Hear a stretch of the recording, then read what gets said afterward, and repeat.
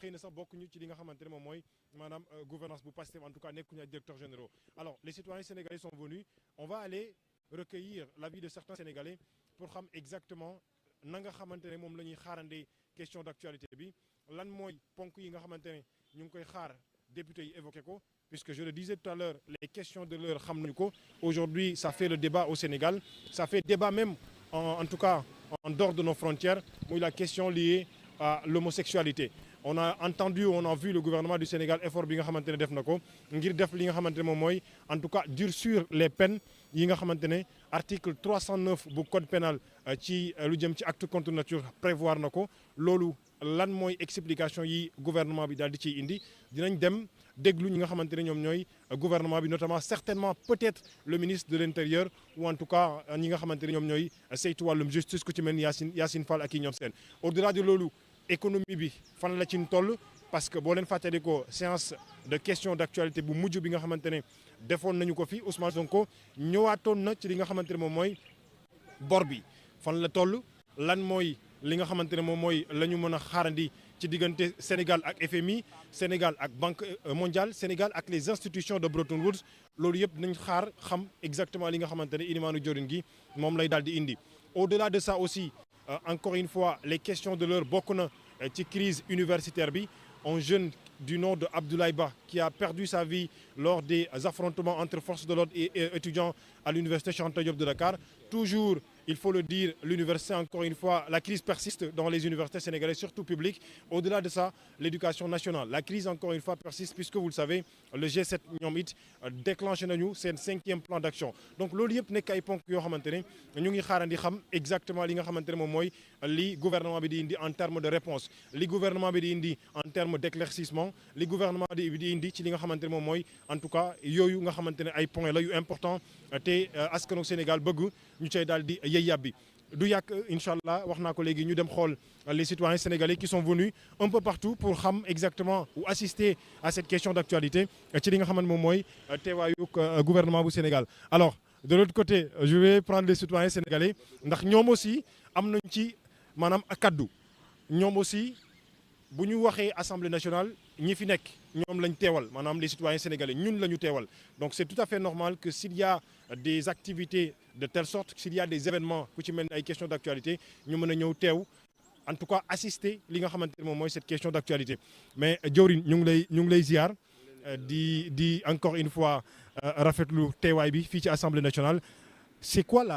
l'objet de ta présence. non ci wolof bu ma nekk ci wolof. lan moo waral teewaay bi te assemblée. waaw li waral teewaay bi mooy que comme suñu premier ministre day ñëw fii di def presque chaque 3 mois. lu nga xamante ne nii bari wuñu woon di ko gis ci gouvernement yi fi passé. moo tax en général saa bu waree ñëw rek lépp lu ñu jàppoon dañ koy bàyyi juste rek pour xam lan ak lan mooy li nga xamante ne nii moom la ñu nekk di liggéey ci leen askan bi sas ci durant seen mandat. waaw mu am solo bu baax yan ponk ngay xaar tey ñu évoqué à l'Assemblée nationale surtout jamono ji nga xamante ne ñu ngi wax mbirum góor jigéen ñu ngi wax mais yan ponk exactement ngay xaar député yi évoqué le premier ministre avec son gouvernement ñu évoqué Assemblée nationale. voilà li ma gën a xaar bokk na ci lu jëm ci wàllum université ak étudiants yi ndax su ma sañoon seen problème ñu régler ko une bonne fois su ko defee xale yi continuer jàng parce que li ci ëpp solo dafa di seen ñàkk a jàng yemul si ñoom kese mais ci lycée ba ci collège yi. xale yi jànguñu te loolu wax dëgg yàlla mënul continuer quoi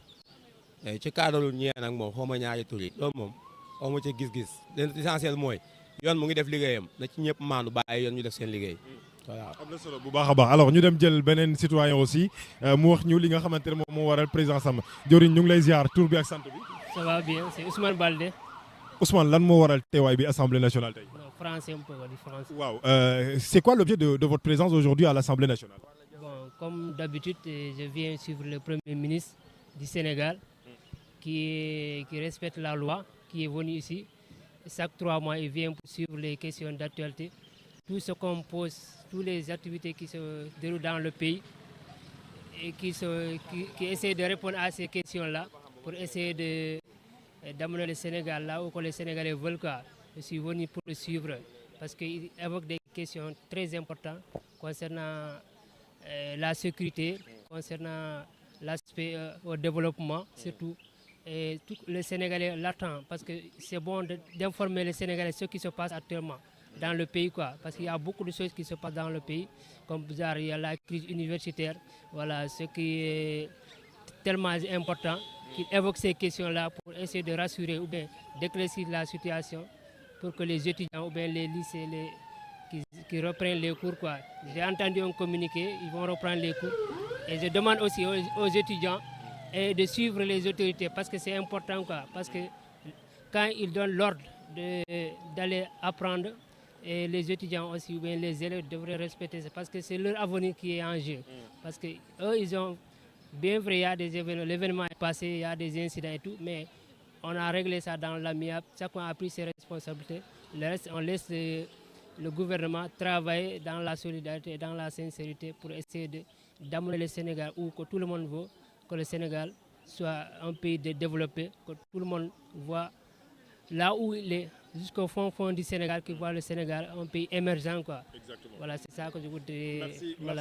Merci beaucoup, Ousmane. Vous l'avez entendu, il attend énormément, en tout cas, de ce gouvernement. Il a l'habitude de venir à l'Assemblée nationale. S'il y a, en tout cas, ces genres d'activités, il est encore une fois là, présent aux côtés des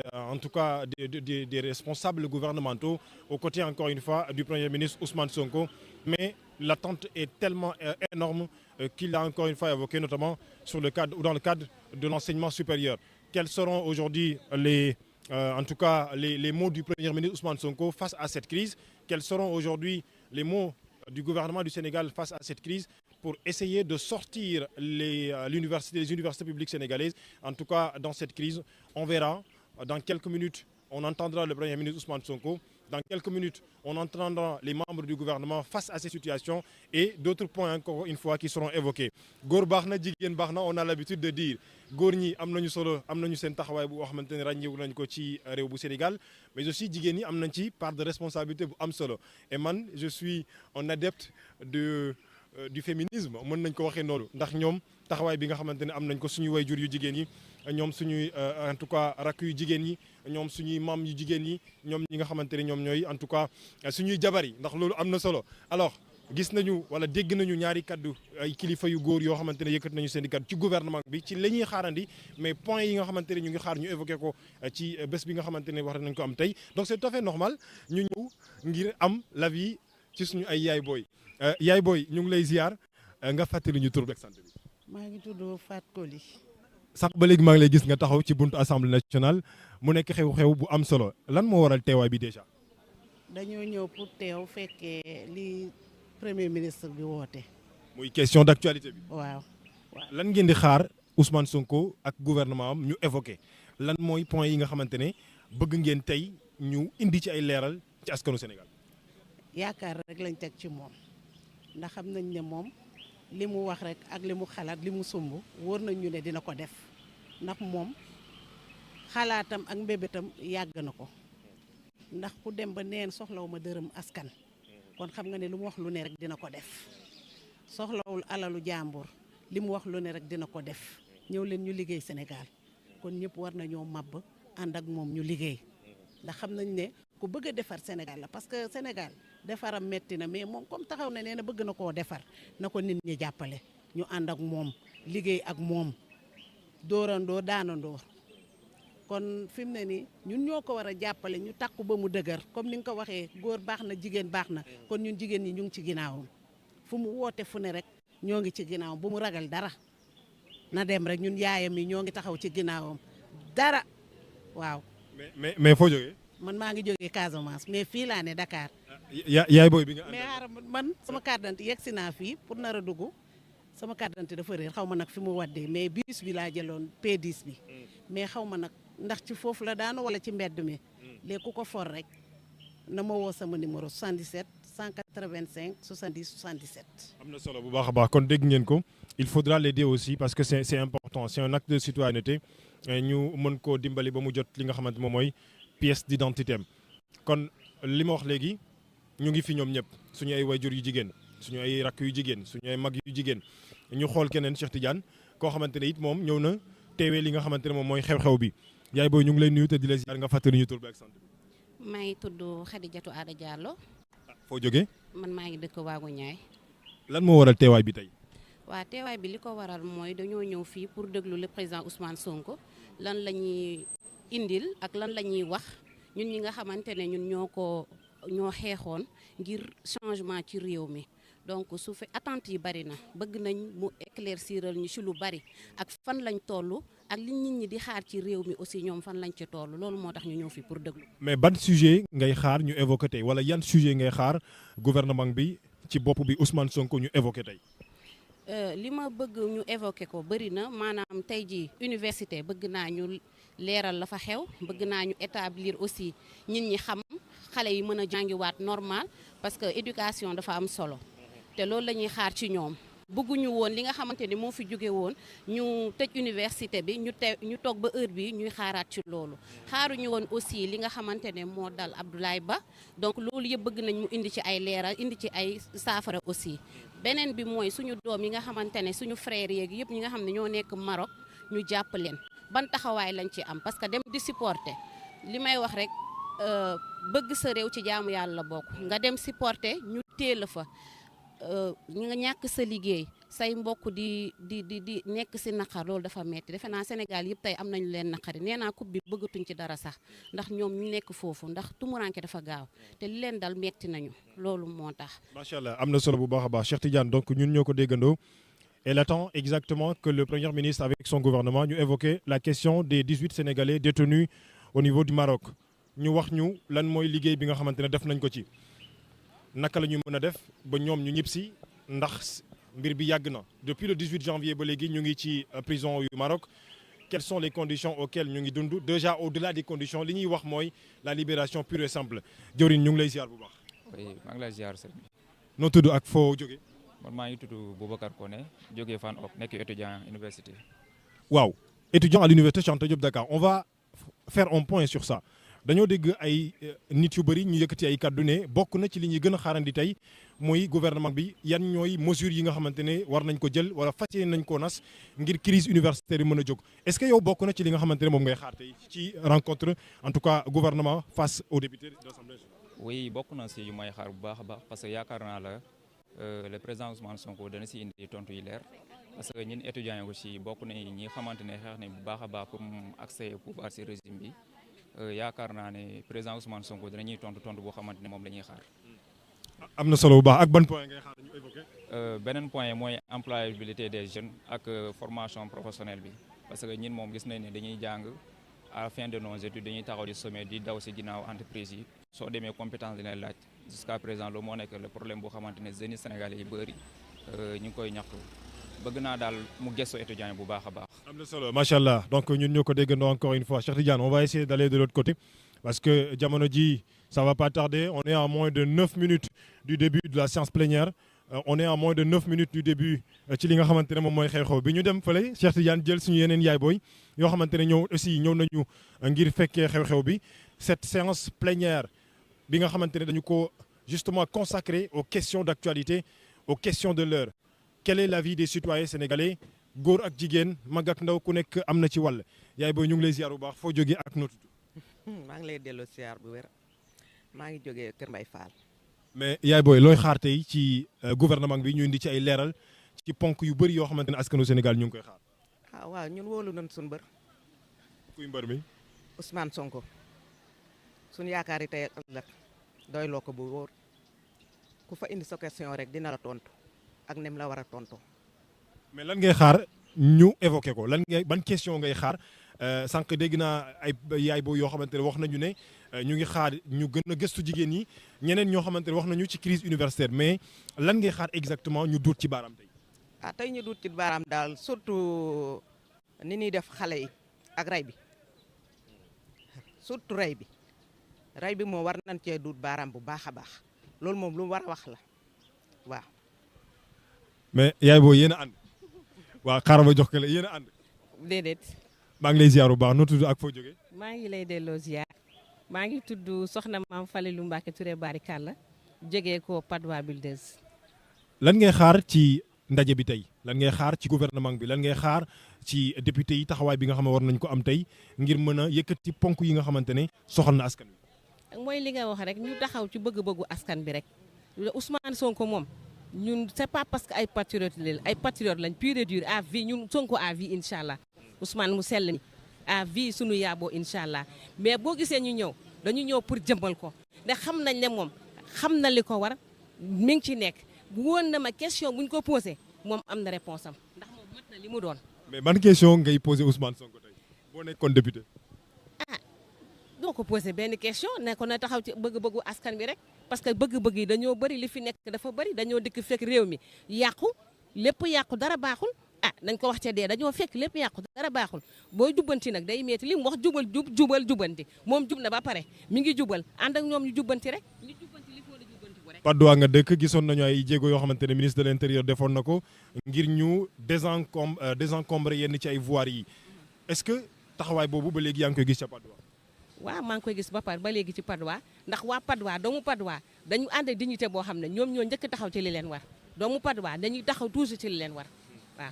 am na solo bu baax a baax jërëjëf yaay booy alors Cheikh Tidiane dañuy dem fi nga xamante ne moom mooy salle bi ngir mën a fekkee li nga xam ne moom mooy la plénière puisque à l'heure où je vous parle il est exactement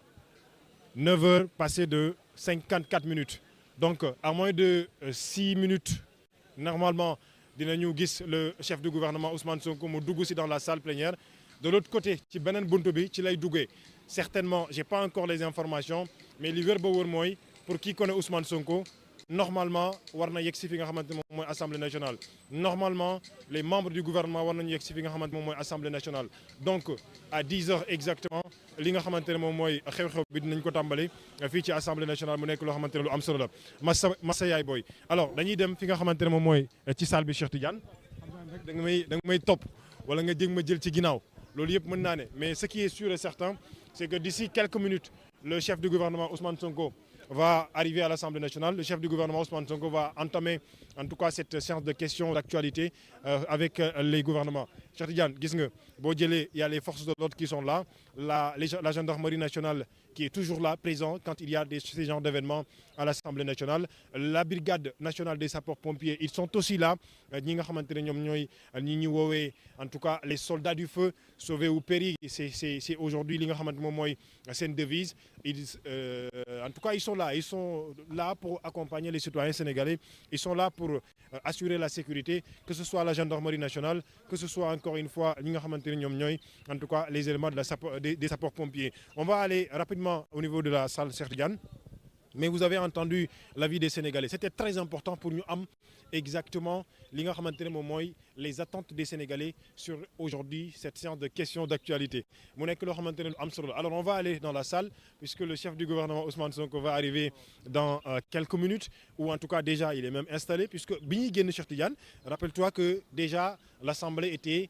pleine à craquer puisque gisoon nañu les députés ñoom installé woon nañu déjà gisoon nañu aussi les autres invités d'honneur ils étaient là sànq maa ngi koy wax ay directeurs généraux yu bëri yoo xamante ne ñëwoon nañu mais dañuy dem dans la salle pour ñu xam exactement quels sont les sujets qui seront évoqués puisque je le disais tout à l'heure bi may tàmbale Ousmane Sonko sur sa page Facebook a donné rendez-vous aujourd'hui et il a dit que ce sera encore une fois un moment de vérité quelles seront les vérités évoquées quelles seront les vérités en tout cas yi nga xamante ne Ousmane Sonko ak gouvernement bi nañ ko yëkkati naka la ñu koy yëkkati nañ ko xam dara la présence aussi en tout cas la présence aussi de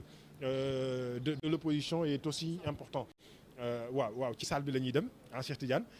ñu dem ci biir salle bi waaw kon ñu def noonu en tout cas bien sachez que présentement nous attendons l'arrivée du chef du gouvernement ci li nga xamante moom moo jëm ci en tout cas séance plénière bi ci salle bi nga xamante ne fii la ñu war a defee li ñu duppee question d'actualité ci li nga xam ne moom moo jëm ci li ni mel alors on va justement faire une toute petite pause laata ñuy enchaîner avec li nga xamante moom mooy la séance de questions d'actualité face au gouvernement le premier ministre sénégalais Ousmane Sonko sera là avec les membres de son gouvernement en tout cas pour répondre aux questions d'actualité ils seront là pour évoquer un nombre de questions ils seront là pour évoquer nombre de sujets yan ñooy ponk yi ñuy daal di yëkkati loolu yëpp ci kanam lay doon incha allah mais jàpp leen ne ñi nga xamante ne ñoom ñoo bokk ci way ku jegi nga xam ne daanaka ci 3 fois yi nga xamante ne Ousmane Sonko ñëw na fi def question d'actualité teewuñu woon aujourd'hui ils sont là ils sont présents pourquoi qu'est-ce qui justifie cela pourquoi ils ont choisi d'attendre jusqu'aujourd'hui pour venir faire face au gouvernement en tout cas au premier ministre Ousmane Sonko tout cela ce sont des questions que l'on se pose en attendant les réponses C'est dans quelques minutes, exactement à 10 h, ici à l'Assemblée nationale.